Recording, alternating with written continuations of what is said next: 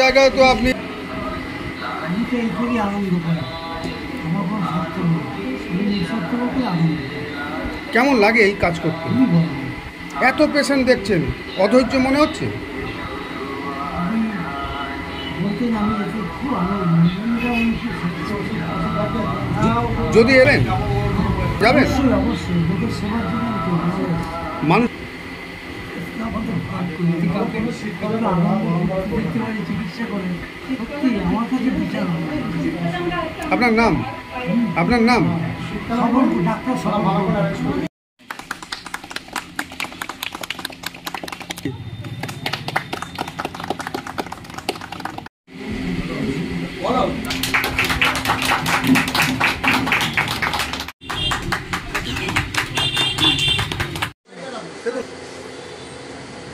ধন্যবাদ জানাই, কৃতজ্ঞতা জানাই যে আজকালকার দিনে যে এই ধরনের উদ্যোগ, যে উদ্যোগ সাধারণ মানুষের পাশে থাকার, তার জন্য ধন্যবাদ জানাচ্ছি। কারণ সাধারণ যারা মানুষ, হয়তো অনেকেরই মধ্যবিত্ত বলুন, নিম্ন মধ্যবিত্ত বলুন বা দরিদ্র মানুষ যারা, তাদের পক্ষে হয়তো সবসময় সম্ভব হয় না যে কোনো জায়গায় ডাক্তার দেখাতে যাওয়ার, বা হয়তো লোক বল নেই বা কিছু। তো সেসব ক্ষেত্রে এই ধরনের উদ্যোগ আমার মনে হয় মানুষ অনেকটা হলেও উপকৃত হয়। দেখুন, যারা নিন্দুক তারা নিন্দে করবে, কিন্তু যে মানুষগুলো আজকে সুযোগ সুবিধা পাচ্ছে, একটা সময় তো তারা পেত না, আজকে তারা সেই সুযোগটা পাচ্ছে। আমার মনে হয় যে বাস্তব জায়গা থেকে দেখলে বুঝতে পারা যাবে যে যেহেতু আমরা নিচু স্তরের মানুষের সঙ্গে আমাদের যোগাযোগ, তো সেই জায়গায় দেখতে পাই যে কোনো কোনো পরিবারের হয়তো তার ছেলে মেয়ে নেই, কিন্তু বয়স্ক বৃদ্ধ বৃদ্ধা তারা থাকেন। আজকে তাদের বার্ধক্য ভাতা বলুন বা তাদের বিধবা ভাতা বলুন বা অন্য কোনো ভাতা তারা যখন পাচ্ছেন, তারা কিন্তু তাদের সেই বিনা পয়সায় সরকারের চাল, তারা রেশনটাও যেমন পাচ্ছেন, তারা এই অর্থনৈতিকভাবে তারা সহযোগিতারাও পাচ্ছেন। তার ফলে কিন্তু একটা মানুষ অনেকাংশে উপকৃত, কারোর কাছে হাত পাততে হচ্ছে না। এখন ছেলেমেয়েরা পড়াশোনার জন্য কন্যাশ্রী পাচ্ছে, তারা 12-এ উঠলে ট্যাব পাচ্ছে। এটা কিন্তু আমরা যখন পড়াশোনা করেছি আমরা কিন্তু এটা পাইনি, কিন্তু আজ এই মানুষগুলো পাচ্ছে, আজ কিন্তু অনেকাংশে তারা উপকৃত। কাজেই আমি বললাম আগেই যে যারা নিন্দুক তাদের কাজ হচ্ছে নিন্দা করা, কিন্তু আমাদের কাজ হচ্ছে মানুষকে পরিষেবা দেওয়া। আমরা চেষ্টা করি সেই পরিষেবা দেওয়া। দেখুন, এইগুলো তো মানুষের নিজের রুচির ওপর নির্ভর করে, কে কেমন তার ওপর নির্ভর করে।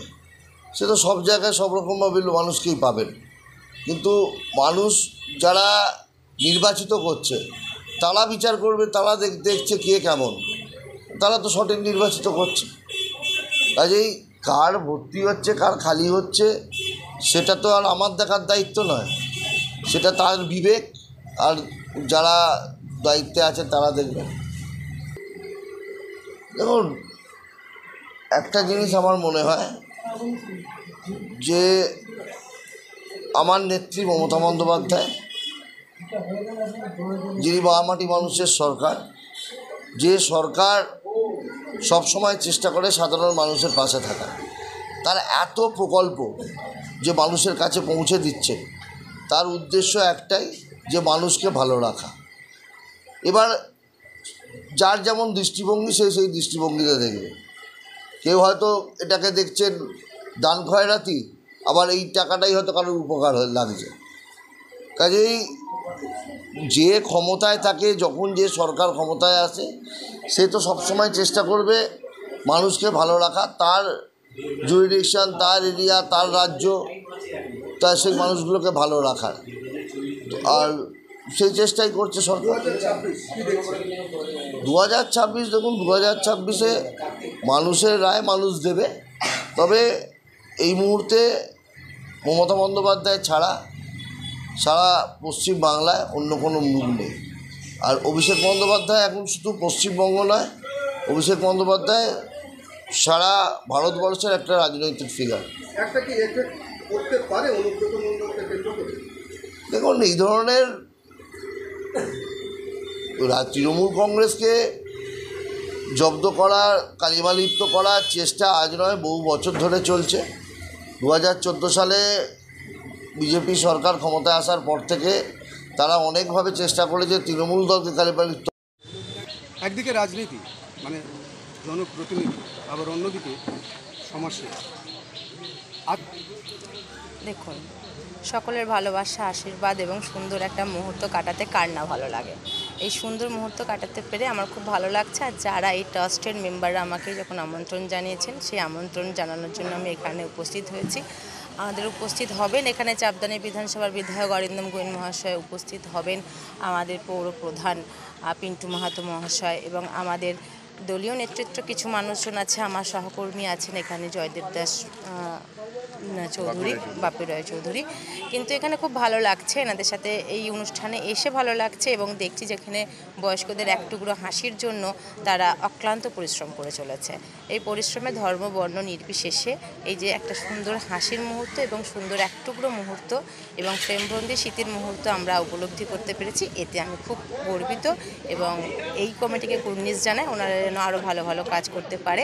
এবং ওনারা শুনেছেন বিভিন্ন রকম বয়স্কদেরকে নিয়ে কখনো পুরী গেছেন, কখনো তাদের পাশে থেকেছেন বা আরও ভিন্ন ভিন্ন কাজ করে এসেছে। এটা ওনাদের সাথে আমার এটা প্রথমবার। আশা রাখবো ওনাদের সাথে যদি আমি থাকতে পারি আমি নিজেকে খুব গর্ব মনে করবো। আমাকে আমন্ত্রণ করার জন্য আমি ওনাদেরকে কুর্নিশ এবং আন্তরিক শুভেচ্ছা, ভালোবাসা, অভিনন্দন সকলকে জানাই এবং ঈশ্বরের কাছে প্রার্থনা রাখবো সকল যেন ভালো থাকে। এক টুকরো হাসির জন্য আমরা ভিন্ন রোদ, জল, বৃষ্টি এবং গায়ে মেখে সমস্ত কিছু কাজ আমরা করতে পারি। ধন্যবাদ। আপনার নাম? শতরূপা চক্রবর্তী, আপনি? বৈদ্যবাটি পৌরসভা 22 নম্বর ওয়ার্ডের পৌর সদস্য। হ্যাঁ, এটা কত নম্বর ওয়ার্ড? 17 নম্বর ওয়ার্ড, বৈদ্যবাটি পৌরসভা। এই যে আপনার এখানে বিনাব্যয় স্বাস্থ্য পরীক্ষা শিবির, তার সঙ্গে মধ্যাহ্ন ভোজন এবং আপনি কাউন্সিলর হয়ে এখানে উপস্থিত, কেমন লাগছে আপনার? খুব ভালো লাগছে, খুব ভালো উদ্যোগ। কাশীপুর গুরুজন স্মৃতিরক্ষা কমিটির উদ্যোগে যে এই স্বাস্থ্য শিবির আয়োজন করা হয়েছে এবং গরিব মানুষদের জন্য যে ভোজনের দুপুরবেলার আয়োজন করা হয়েছে, খুব ভালো উদ্যোগ এবং এখানে যথেষ্ট অভিজ্ঞ ডাক্তার দিয়ে প্রত্যেকের চিকিৎসা হচ্ছে এবং ওষুধও দেওয়া হচ্ছে। এর জন্য আমরা তাদের কাছে যথেষ্ট কৃতজ্ঞ। এবং আমাদের এখানে যেখানে হচ্ছে স্বাস্থ্য শিবির, সেখানে মূলত আদিবাসী সম্প্রদায়ভুক্ত মানুষ বসবাস করে, প্রায় 150 জন লোক বাস করে এবং রেলের ঝুপড়ি প্রায় 100 মানুষকে আজকে এই যে সেবা দিতে পারবে কাশীপুর গুরুজন স্মৃতিরক্ষা কমিটি, এর জন্য আমরা গর্বিত এবং আনন্দিত। আপনার নাম? আমার নাম দেবরাজ দত্ত, পৌর সদস্য, বৈদ্যবাটি পৌরসভা, ওয়ার্ড নাম্বার 17। দেখুন, আমরা তো আমি কাশীপুর গুরুজন সমিতির কাছে কৃতজ্ঞ যেরকম একটা বড় সুন্দর অনুষ্ঠান করছে এবং যেহেতু আমার এখানে প্রচুর গরিব মানুষ আছে, তাদের উপকারটা অনেক বিশাল বড়, তাই কাশীপুর গুরুজন সমিতির কাছে আমি কৃতজ্ঞ এই অনুষ্ঠানটা করাইছে। আপনার নাম? আমার নাম অসিত বরণ ঘোষ। না, এইসব ধরনের উদ্যোগকে তো নিশ্চয়ই সাধুবাদ জানাবো। একটা 17 নম্বর ওয়ার্ডে একটা বস্তি এলাকায় এসে যে স্বাস্থ্য শিবির করছে, এরা যে উদ্যোগ নিয়েছে, এই ধরনের স্বাস্থ্য শিবির এইসব স্ল্যাম এলাকাই করা উচিত, যে এখানে মানুষ পরিষেবাটা পাবে, যারা পয়সার অভাবে ডাক্তারখানা বলুন বিভিন্ন জায়গায় যেতে পারে। অথচ তা সত্ত্বেও রাজ্য সরকারের পক্ষ থেকে বিভিন্ন পৌর এলাকায়, আরবান এলাকায় বিনা পয়সায় আপনার চিকিৎসা ব্যবস্থা রেখেছে। এরপরও কিছু কিছু মানুষ যেতে চায় না, তাদের কাছে গিয়ে যদি এই কর্মসূচিগুলো করা হয়, তারা এসে চিকিৎসা নেয়। প্রেশারটা চেক করাতে এসেছিলাম। কেমন লাগছে? ঠিকই, এখন সবাই খুব ভালো ব্যবস্থাপনা রেখেছেন এবং সবাই সমস্ত কিছু যারা যারা যে যে দায়িত্বে আছেন সে সমস্তগুলো ভালোভাবে পালন হচ্ছে। হ্যাঁ, খুব ভালোভাবে প্রচার হচ্ছে, সবাই আসছেন। এরকম ধরনের শিবির তো মাঝে মধ্যে হওয়াটা খুব দরকার। গুরুজন স্মৃতিরক্ষা কমিটি এই উদ্যোগকে আপনি কীভাবে দেখছেন? অবশ্যই সাধুবাদ জানাচ্ছি। হ্যাঁ, এরকম ধরনের উদ্যোগ যদি ওনারা বিভিন্ন জায়গায় করতে থাকেন, হ্যাঁ, তাহলে তো খুব ভালো, মানুষের তো উপকার হবে, সমাজের উপকার হবে। এই ধরনের যারা উদ্যোগ নেন তাদেরকে আমাদের সকলের তরফ থেকে অনেক অনেক শুভেচ্ছা জানাচ্ছি। আপনার নাম? আমার নাম শুভজিৎ গুপ্ত। সেটা আপনারা সহযোগিতা করুন, যাতে কোনো জায়গা দিয়ে কোনো আর্থিক দিক দিয়ে সমস্যা আসে, তাহলে এইভাবে বয়স্ক গুরুজনদের হাসিটা কেনার জন্য এইসব প্রোগ্রামগুলো কেমন লাগে? আজকে খুব ভালো লাগে, খুব ভালো লাগে। এই জন্য আজকে স্বাস্থ্য পরীক্ষা প্লাস মধ্যবোধ সম্পূর্ণ বিনা ব্যয়ে করতে এসেছি। একটু বয়স্ক গুরুজনদের হাসি ফোটানোর জন্য আমি সভাপতি শ্রী শ্রীরাম সরকার এরকম একটা সহযোগিতা একটা করুন, যাতে একটু আর্থিক দিক দিয়ে পিছিয়ে আছে। এতটা ডিস্টেন্সে আপনি সমস্যাটা করতে এলে মানুষ এর আগামী দিনে বৃদ্ধাশ্রমে যাবে, চুচুড়ায় যাবে বৃদ্ধাশ্রম। এই সামাজিক কাজ করে আপনি নিজে থেকে খুব আপ্লুত। আমি খুব হাসি, খুব হাসি, খুব আনন্দ, খুব আনন্দ। বয়স করে আমার নাম বিশ্বনাথ সরকার।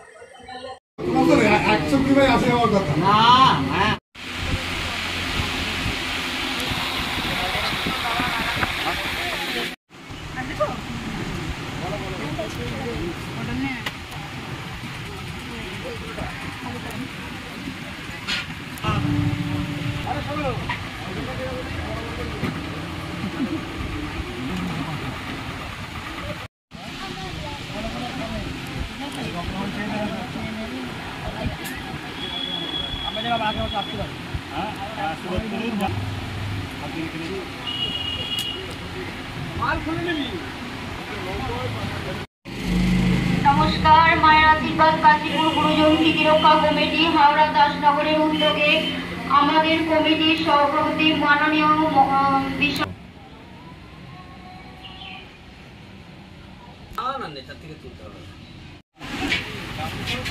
যেটা করলে খুব ভালো কাজটা। হ্যাঁ, এরকম আরো উন্নতি করবো আরো, সেটাই বলবো। আর ডাক্তার পড়া ভালো, ঠিক আছে, পড়া ভালো, সবার উপকারও হবে, শরীরটা আমার হচ্ছে ঠিকঠাক, সবই ভালো হবে। এগুলো পড়া ভালো, পড়া উচিত, আমরাও সবার সাথে হেল্প করা উচিত, এটাই বলবো।